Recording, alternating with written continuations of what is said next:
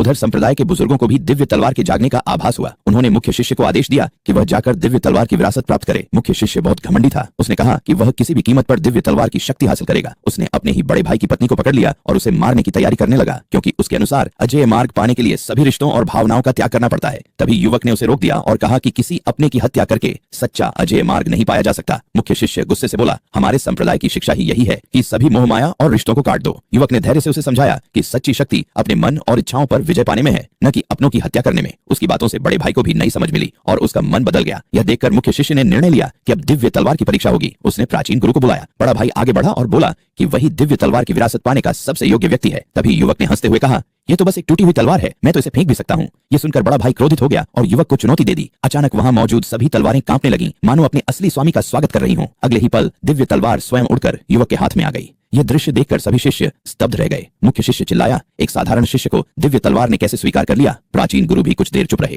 फिर उन्होंने युवक को किंगजू मंडप जाने का आदेश दिया, जहां व्हाइट फ्रेजाइल परी उसे दिव्य तलवार की शक्ति नियंत्रित करना सिखा सकती थी। लेकिन युवक को युद्ध कला सीखने में कोई रुचि नहीं थी। उसने केवल यह सुना था कि व्हाइट फ्रेजाइल परी अप्सरा जैसी सुंदर है, इसलिए वह उत्सुक होकर वहां पहुंच गया। महल के द्वार पर एक शक्तिशाली जादुई अवरोध लगा था। संत कन्या ने कहा कि इसे दुनिया का कोई साधारण व्यक्ति नहीं तोड़ सकता। युवक मुस्कुराया और बोला, इतना इंतजार क्यों, मैं अभी इसे तोड़ देता हूँ। सबके देखते ही देखते उसने केवल एक उंगली से उस शक्तिशाली अवरोध को तोड़ दिया। संत कन्या यह देखकर दंग रह गई। उसे लगा कि यह सब युवक की दिव्य तलवार की शक्ति है। उसने तलवार मांगी ताकि उसकी परीक्षा ले सके, लेकिन उस समय युवक का पूरा ध्यान केवल व्हाइट फ्रेजाइल परी को देखने में था। उसने बिना सोचे समझे तलवार संत कन्या को थमा दी और खुद भीतर चला गया। उधर व्हाइट फ्रेजाइल परी अपनी साधना में लीन थी। उसे किसी की उपस्थिति का एहसास हुआ, लेकिन साधना के बीच रुकना उसके लिए खतरनाक था। उसने महसूस किया कि सामने केवल एक साधारण शिष्य है, इसलिए उसने उसे नजरअंदाज कर दिया। फिर उसने धीमे स्वर में कहा, एक साधारण शिष्य मेरे सामने क्या कर सकता है?